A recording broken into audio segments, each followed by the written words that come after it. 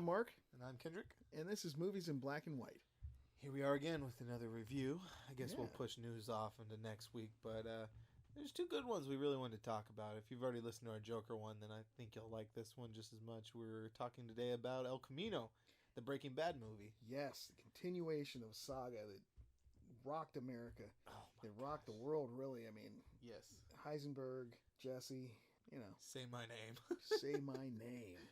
Nothing more iconic than this show. I'm the one who knocks. So the first thing we're going to talk about is our love for Breaking Bad because it's such a great series. And then we'll get into the movie aspect of it. And, last time we tried to do structure for our show, we fucked that up royally from what it was from messed up. listening It wasn't back to very our good. podcast. We hey. did not go with our structure. No. So fuck structure. We're just going to roll with it. We ramble. It's okay. We enjoy it. Exactly. We have fun. This is where our good questions come from. We just like the flow of the conversation. Yeah, what we feel So like. This is what we're going to do this time. So, like I said, we'll start off with Breaking Bad, get your thoughts on it, go to my thoughts, tell any interesting stories we have about watching the series, because I got a few. Yeah. And then we'll get into the movie itself, because I feel like you can't talk about this movie without talking about Breaking Bad. Yeah, You having a just recap. can't. Yeah. So- where are we at? Be my guest. You first. All right, Breaking Bad. First of all, when I first started watching Breaking Bad, the show was like, okay, this is an interesting concept. What would a man do to take care of his family? Or what would a man do to take care of, himself and set his family up after he dies? And it's like, okay, yeah, you're going to make a little money to pay this. Okay, now the sinister aspect starts coming in. Well, that show did a really good job of asking the heavy-handed questions.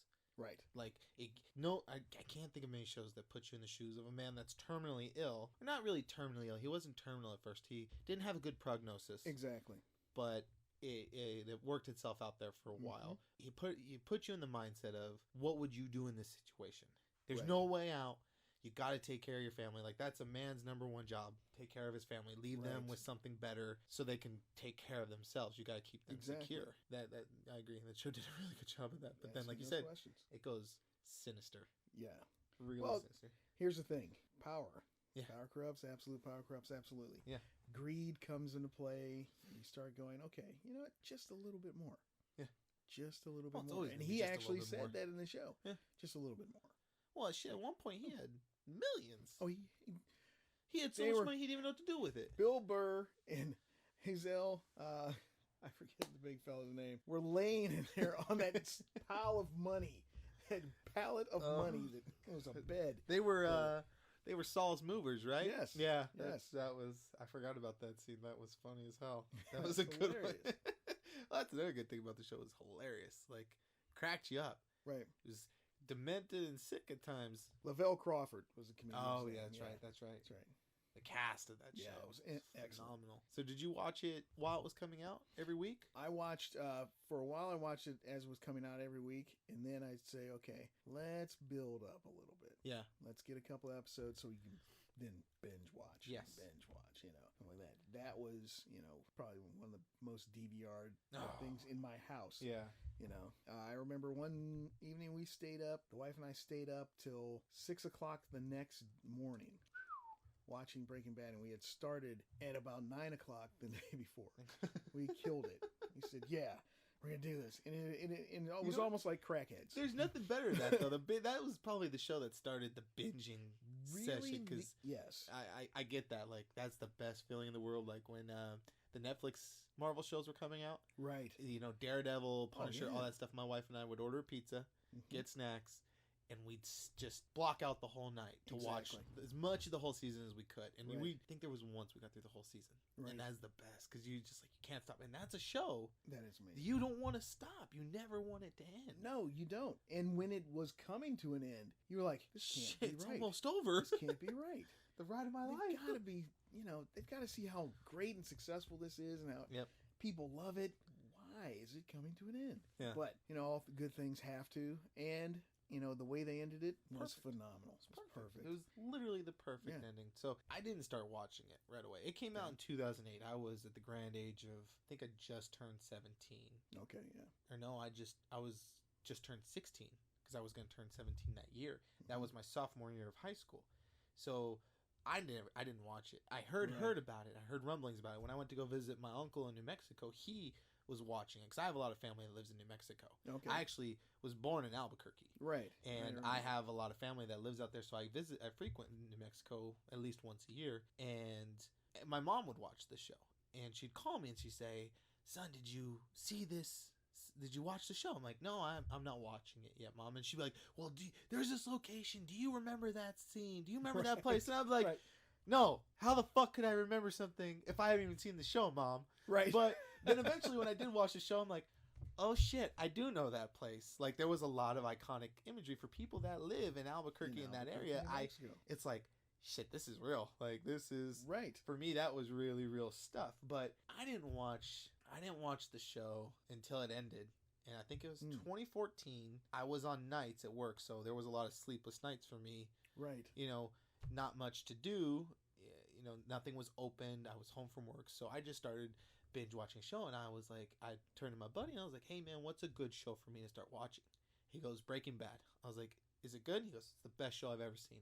I'm like, that's high praise. That's high praise. That's truly high praise. But yeah, little did I know he was fucking right. So I was like, you know what? I'm gonna give it a shot. I swear to God, I don't think I stopped watching it a single night. Like, even when I was at work and I had spare time, I was cranking that show. Yeah. Hell, I'm very good about multitasking. And I caught myself trying to multitask Just watching that focusing. show. And then I have to stop myself, like, no, you need to focus on this show because this is something special. And it's one of those rare shows where it gets better every season. I think that's testament to Vince Gilligan, the show creator's certainly.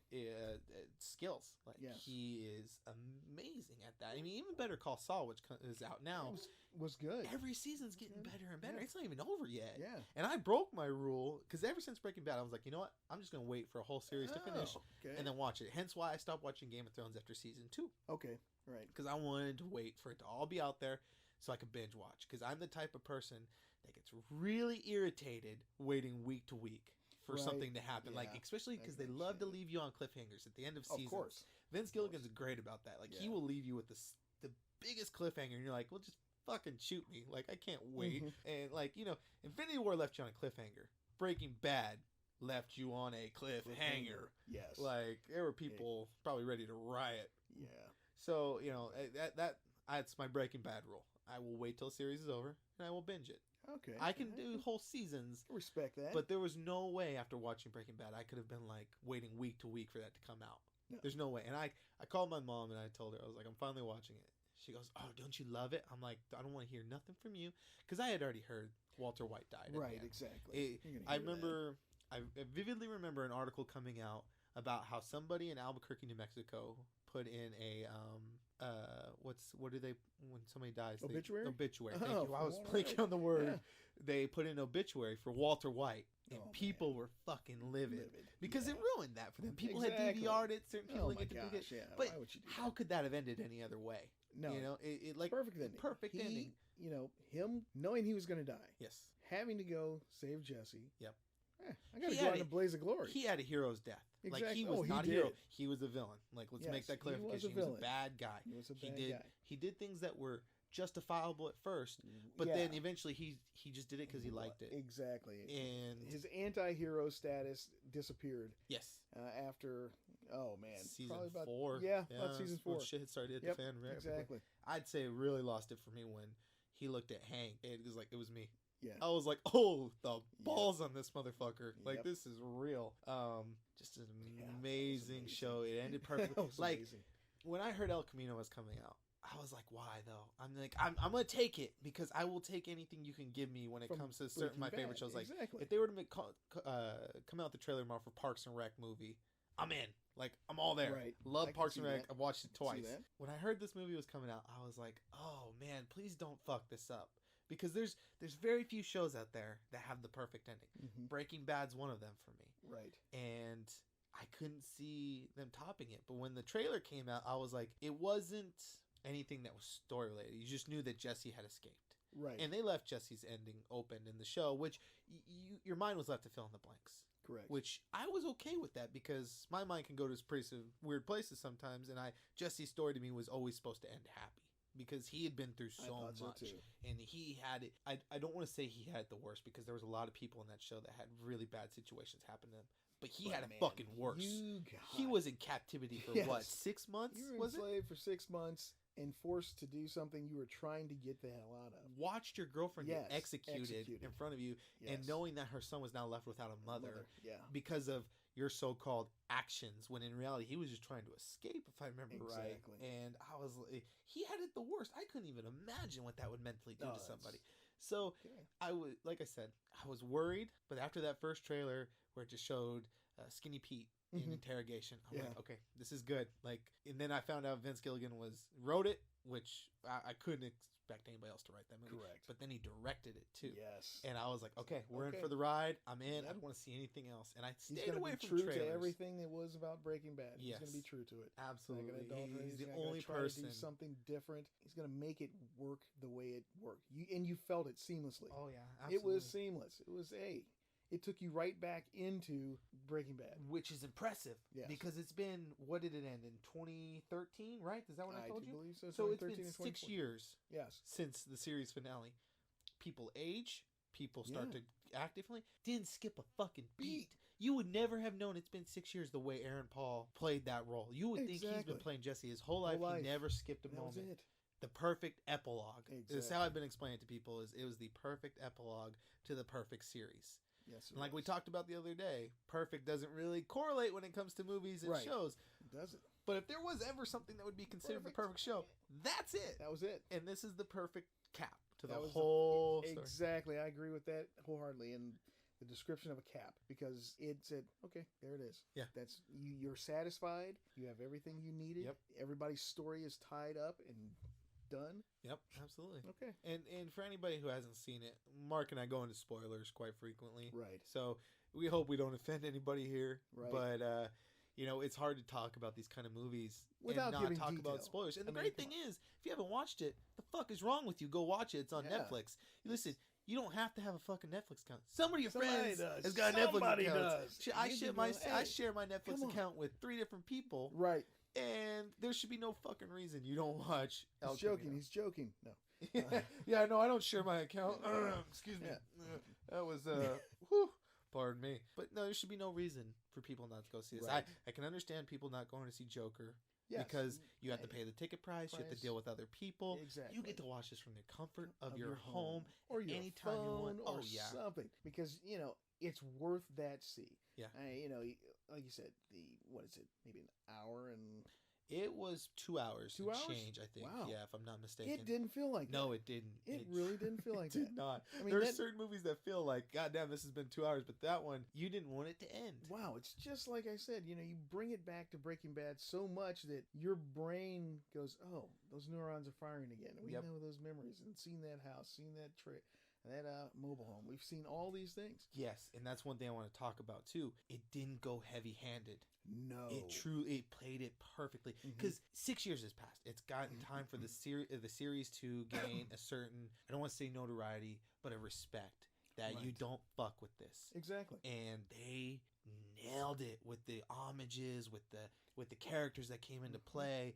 I mean, they just killed it. There was no way you could have done that any better. It was impossible. I don't think there will ever be a movie or a sequel series that will ever do it as well as El Camino did for Breaking Bad. I don't think so either. Because of the fact that, okay, what's a good example is, this might be a little controversial, but Star Wars. You have the original trilogy, and then years later, 16 years later, is that the math, right? No, it was, about 16 years later, they did the prequel trilogy, and everybody threw an absolute conniption because it didn't fit in for the original trilogy.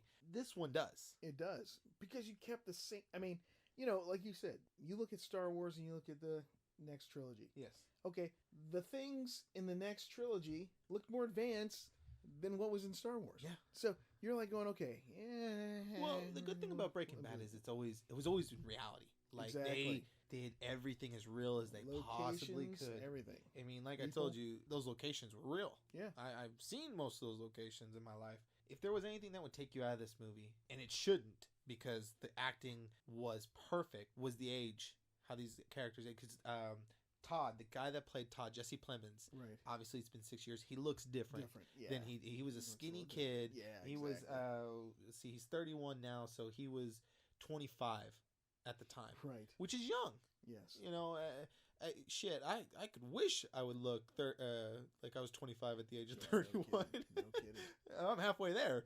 It didn't take it away from me. Like, okay, yeah, he's a little heavier in the face. It's been 6 years. He didn't break character. He played Todd to the T, to the letter, and it was amazing. Like, he was still creepy as shit.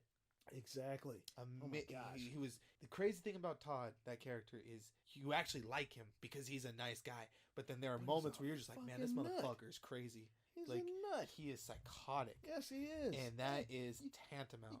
Spoiler alert, you go into his apartment and there's a dead body. I mean, just a dead cleaning lady laying there. Oh my God. He's been there for a little while. And Aaron Paul sold that too. Yeah. Sold it like so much. This is possibly Aaron Paul's best role ever. Like Jesse will always be what he's known for. Yeah. But this movie will solidify him as a great actor. It will. Because of how he portrayed the somberness, the PTSD. Oh my gosh. His trauma was real. Like we said, 6 months in captivity. Almost the Pavlovian conditioning that he had, because it was like, okay, wait a second. You have a gun. You can shoot this man. Get away. And you cower down and turn the gun. He was broken. Over. You were broken. Absolutely. Exactly. Well, I would love to think, if I was in those shoes, the thought that would be going through my mind is, I can't do this because of that kid. Like, they had his balls in a vice grip, and they were not letting go. He had even promised him earlier, when he took him out of the cell, if you try to escape, I'm going to have to hold Uncle Jack's promise and go after that kid. He made a promise. I'm going to have to uphold it. And they meant it. And they proved their point in the series when they executed his girlfriend. Yeah. So he knew they weren't playing, so he had no choice. Exactly. And, I'm happy to report that I got my happy ending for Jesse. Yeah. I was very happy with how it all settled down. I don't think this movie would have worked, though, if they didn't do the flashback scenes. Because obviously that's how Todd made an appearance. Because he killed Todd. He killed Todd, yeah. The flashback scenes were just so perfectly paced. Like, if there was ever a movie that had amazing pacing, this is the one that you're going to compare it to. Because it was just insanely paced. The flashbacks were pertinent to everything that he was going through. It explained everything he was dealing with without really truly explaining it in situations he was in. And it was just so well shot. Right. Oh my gosh, man. That scene where Todd's driving down the road singing that song, and it pans on him the whole time. I was like, this is crazy. Amazing. Yeah. Like, it was just impressive. And then just Jesse's adventure in that movie. Yeah, no doubt. It was a ride. Even at times where you thought, okay, he's going to be okay with everything. He's getting away right now. No. There's another obstacle that he's got to run up in. Well, it was a quest of epic proportions. Exactly. And it was. He's just trying to get out. Like, he went to the fixer. That they went to at the end of Breaking Bad. And for $1,800, for the lack of $1,800, he says no. They tied it in perfectly because he owed him for the first time. When he bailed on him. Mm-hmm. And then he had to pay again, which was $125,000 the first time. And then another $125,000. He was short $1,800. And he was like, okay. Now, sad fact, and I hate to say this, but the guy that played him, I don't know if you noticed, died. Yeah. Like the day after it came out, or the day it came out, which is absolutely depressing because that man was amazing. Apparently, he's a great actor. Had brain cancer. Yeah, he's been in a lot of other movies and shows. But it was, oh man, there's so many scenes in that movie that was just chilling. Yeah. The best scene by far, and it made you wait for it. It really did, but the payoff was so worth it, yet it was such a light setting. Like, it was such a quick thing. But when Walter White finally made his flashback appearance. Right. It was just, it tied it perfectly together, because he, pretty much in a nutshell, he told Jesse, he goes, you were so lucky. He goes, I've been waiting my whole life to do something special, and you got to do it at your age. You are so lucky. It took a death sentence for this man to go do what he's always wanted to do. Yeah. And Jesse's got his whole life ahead of him still, and he gets that chance. He ends up in Alaska, pays his way, after probably one of the best shootout scenes in the movie in a long time. Yeah, that was fantastic. It's definitely earned the title of a neo-Western. You're 22 against my 44. That was wonderful. It was so many twists and turns. and every one of them was amazing. You never knew what was going to happen next, and damn if it didn't make you feel like when he was in the house, in the apartment, trying to find the money. Yeah. And those guys showed up, and you were like, oh my God. no, oh you no. You can't win for losing, No, man. You can't. It's like, but yet again, he was so lucky. Right. Everything that he ran into, every obstacle he came across, there was nothing like Eureka moment. It was just pure luck. Yes. Where he dug himself out, but the only reason he dug himself out is because he had a lucky break. Exactly. That was every single time. That was it. And I really was, I almost didn't buy for a minute the guy's charity in that situation where he did the three-way split. I agree, got it. But I also think that Jesse had his balls in a vice too, because Jesse was at the point where he's like, I don't fucking care if I live or die. Right. He goes, if I don't get this money, I'm gonna dead die man. anyway. Here's the funny thing though: if you shoot me, you're fucked. Yeah. So he had no choice. Right. I mean, Jesse should have been entitled to more of that money because obviously he found it. Right. But the guy stopped him. Mm-hmm. Hence why he went back for the rest of the money. Exactly. But Jesse was literally at the end of the line, and it could have gone either way. It really could have. He could have. I think Vince Gilligan's original idea I read the other day was he was going to kill Jesse. It was going to end with Jesse dead, right which I think that would have been a completely missed opportunity for the show because you had so many sad moments. I mean, you had Hank die, Walter died. Yes. Most of the characters died. Yeah. Hell, even in Better Call Saul, Saul's not in good shape right now in the flashback situations. So you need a high point here and there. Like you truly do. And Jesse getting his happy ending in Alaska is the perfect cap to that story. Now, I don't know how Better Call Saul is going to end. It would be amazing if somehow Saul and Jesse connected or saw each other. That would be cool. Right. But if you just left Jesse alone from now on, I'd be entirely happy. Hell, after Better Call Saul's over, I'd be so happy if you just left it alone. Right. No, I think you have to. Like you said, this is his happy ending. This is his thing to be able to get him out of so much tragedy. Yeah.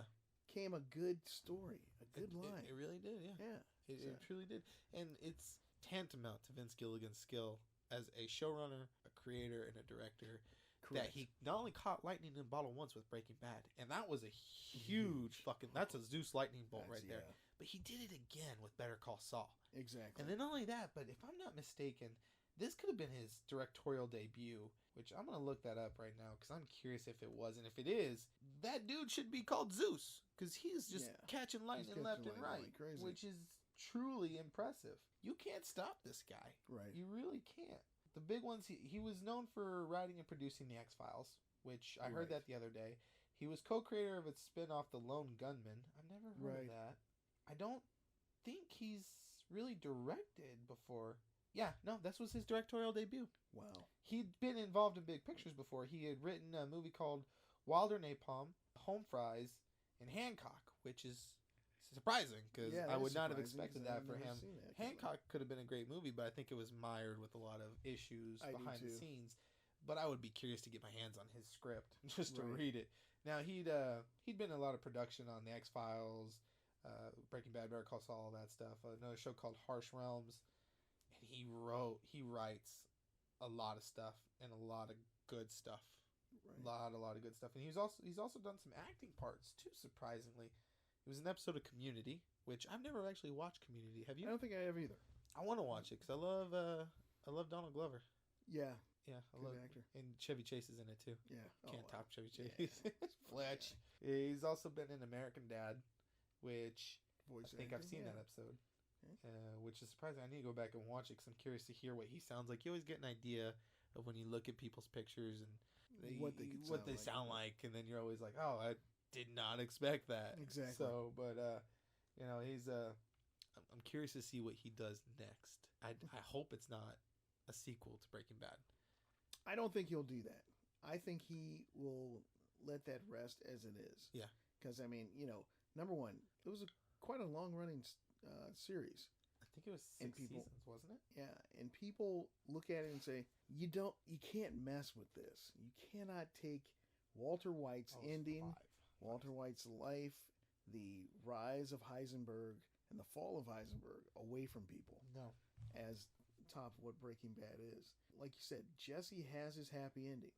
In a sea of tragedy, in a sea of just despair around him, which he was almost a accidental participant in the whole thing. Yeah. I mean, he was definitely taken advantage of in some ways by Iceberg.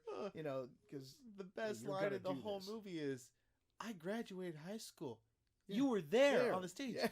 I graduated high school. You handed me my dick." diploma." There's some funny moments in this movie. You can get your GED. You get your GED. That's easy. I have a diploma. You were on the stage. You dick. And again, that was probably the most impressive acting though, because you'd see Jesse. It was amazing how Jesse went from the somber, PTSD-ridden character back to his bitch self. Yeah, exactly. And that was yet again tantamount to Aaron Paul's acting, which is just on point, man. Truly on point for that.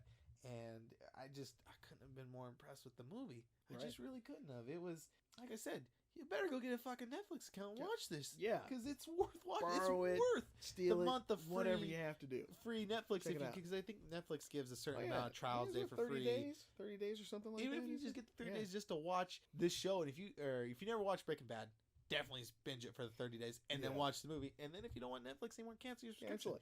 Netflix has a lot of great shows. We're not sponsored by Netflix or anything, but I love most of their shows on there. And the fact they have Breaking Bad, large library, is just icing for them. And if they ever lose that series, which I doubt they will, because that movie was produced for Netflix. Exactly. So I think it is a conjunction. So I would love to have gone to see that in theaters too, because I know I had a limited run in theaters. Really? Yeah, certain selecting. I think it was only for one night too, which is insane, because this movie probably would have done fairly well in decent theaters. Money. I mean, still would have done a limited run, but still could have gotten what you could have got out of it. Yeah, absolutely. And it, like I said, I think it would have made some money. I don't even know what its budget was. I can't imagine it was more than $7 million. No, it couldn't. Because it was all contained inside building. There was no huge set pieces. The set pieces that were from the original series anyway. Saying that now makes this movie even more impressive for how amazing it was, because it was all self-contained in houses. There was a few scenes out in nature, which those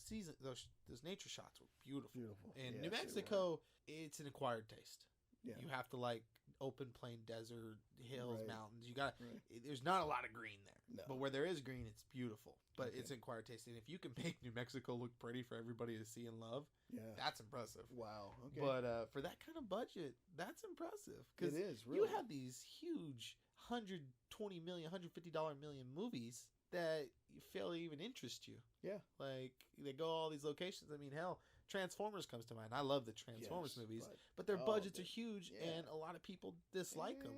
I mean, they're dumb, fun action movies. You don't really think during them, and there's no reason to. No. But some things you got to think about, because some things are just blatantly ridiculous. Well, it brings to the mind less is more. Yeah. Less is a lot more. And in some of those movie personified less is more, truly. It's true. And just watching that movie is so worth it. So worth the 2 hours. It won't even feel like 2 hours. Hell, I watched it twice the first day it came out. Oh my gosh. I watched it that morning so I could talk to about it, a guy at work, because he stayed up till midnight to watch it. So I got up early and I watched it. And then I watched it that night when I got home, because my wife was pissed that I didn't wait for her. Surprised I didn't get yelled at. She's like, "You watched it without me?" Yeah, I did. Well, we're going to watch it. Again. You know what? I'm okay with that. Let's boot it up. Let's watch it again. It's one of those movies that you could watch over and over again and never get tired of. Hell, I could watch Breaking Bad maybe once a year and still always be amazed at how amazing that show is. Yeah. And how well directed it was. And it, like you said, it stands the test of time. And you know, your memory's good, but you lose some of the nuance and some of the, oh my gosh, I forgot that happened. That's what, So, it's worth going back to watch it. And the best part about watching those kind of things after you've seen it before is you're like, you remember where you were when you originally watched that and what was going on in your life. And it brings back those memories. But not only that, you're like, I can't believe I forgot this. This shit's hilarious. I'm always going to remember this. Right. And then you forget it again. So then you come back and, like a broken record, you just keep repeating the same stupid jokes. Yes. That's from Breaking Bad. You came with me that 2 years ago, you jackass. But I'm never going to get the, you were there. You handed me my degree, you dick. Oh God, definitely worth watching. Yeah, it was. Definitely worth. So Mark, out of the 10 scale, what would you give it? Mind you gave Joker an 8.4. Yeah, exactly. So I'm gonna be really, Exactly. I'm really curious to see what the fuck you give this one. Seriously, I'm gonna give this one. Now, I am grading hard. I grade hard, so I'd give it a 6.9. 6.9. Okay, that's good. I think I gave Joker a 9.6, if I'm not mistaken. So I'm gonna give this one an 8.4. I'm gonna go with your. I mean, right. I liked it. I'm a little more generous with scores. Here's the thing. I'm definitely the type of person that I love to give credit where credit is due. Well, yeah. And I've read a lot of how much goes into movies, how much work and effort, and how much heart and soul. And you can definitely tell they poured heart and soul into this movie. They did. And I want to give credit where credit is due, and that it's an amazing movie, and I will always be there to watch it. And anything they come out with from now on, I'm in. Like, I was already a fan of Aaron Paul. I loved him in Need for Speed. Yeah. Need for Speed wasn't that great of a movie, but Aaron Paul sold it. Everything from now on that has Aaron Paul in it, I'm definitely in. Yeah. Because he sold me even more on this. Anything Vince Gilligan comes out, I probably will break my Breaking Bad rule. I will. And watch it as the weeks go by. Probably kick myself for it because that motherfucker knows how to do a cliffhanger. Yeah. But I will enjoy it. Yeah. Or I might just wait for the whole series to come out. I don't know. Who knows? I've been doing Better Call Saul season by season, and even then I want to punch myself because like last season ended with Chuck. Third season ended with Chuck quote possibly killing himself, and I had to wait a whole year to find out what exactly happened. So now I'm like, damn, I need to keep up with these a little more because just a little bit. Huh? Then you have to sit there thinking day by day, what the fuck happened to Chuck? So. Yeah, I highly recommend it. I definitely recommend it. Definitely watch it. Pop some popcorn. Yeah. Crack open a couple beers or sodas or whatever and enjoy a good movie. Go down memory lane, but have something brand new to think about and talk about. Hell yeah, you know what? When I think I'm on break when my baby's born, I think I'm gonna introduce him to Breaking Bad and watch the whole series and then end it with the movie. I think that'd be good. I probably won't do that. Knowing my luck, he will be doing something stupid. He'll be a couple months old and already dropping F-bombs. Knowing my luck. Yeah. Oh God, I'm in trouble. All right, ladies and gentlemen, that's our review of El Camino. We hope you enjoyed it. Definitely looking forward to your comments and what you guys thought of the movie if you watched it. And if you haven't, yet again, get the fuck out there and go watch that movie. Well worth watching. It's truly worth watching. So we'll talk to you guys next time. I've been Kendrick. And I'm Mark. And this has been Movies in Black and White. Talk to you guys later.